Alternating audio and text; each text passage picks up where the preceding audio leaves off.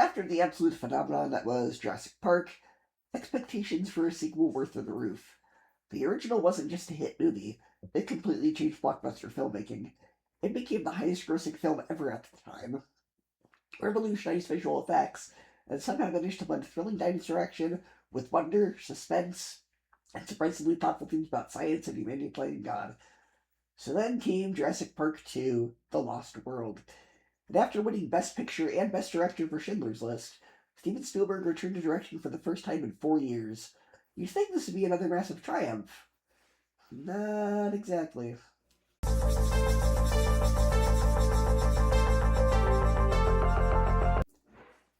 This movie feels like lightning in a bottle syndrome.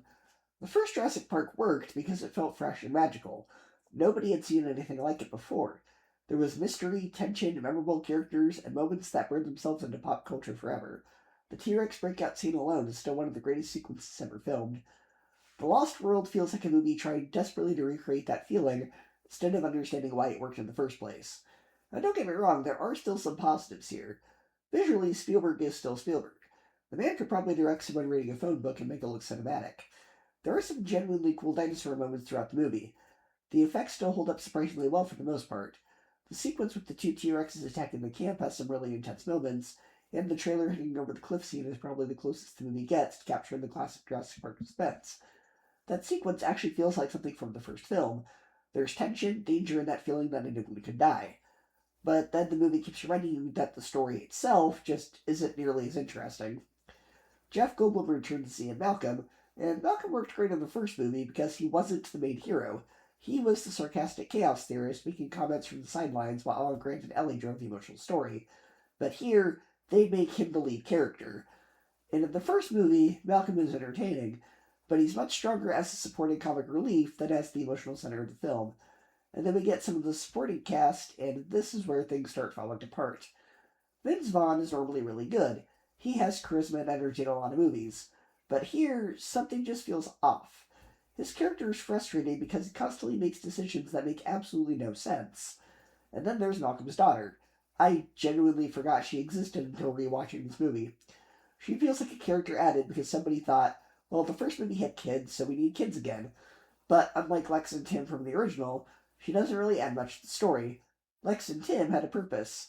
Alan Grant didn't even like kids at the beginning of Jurassic Park, and protecting them because it became part of his character growth. Malcolm's daughter mostly feels like she's there because the script says she needs to be there. And then after this movie, she's gone and is never important again. And Lex and Tim are only in this movie for what feels like 30 seconds at the beginning and then disappear. Which is strange because audiences actually like them from the first movie. Instead, we get replacements who aren't nearly as memorable.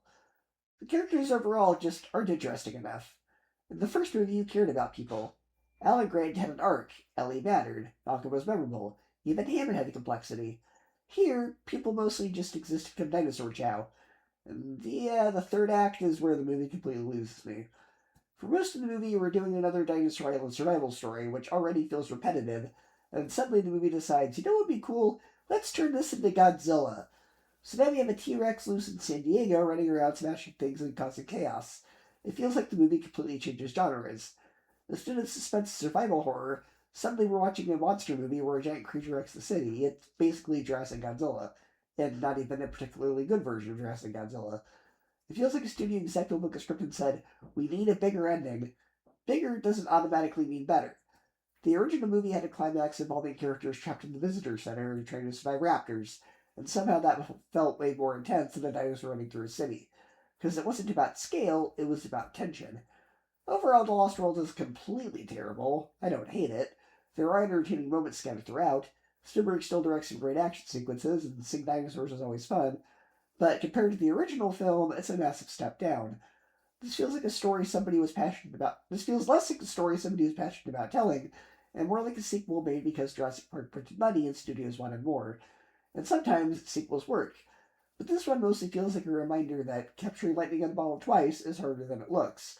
The studio was so preoccupied with whether they could, they didn't have to ask if they should. For me, it gets a C minus 7 out of 10 and a 2.5 out of 5 stars.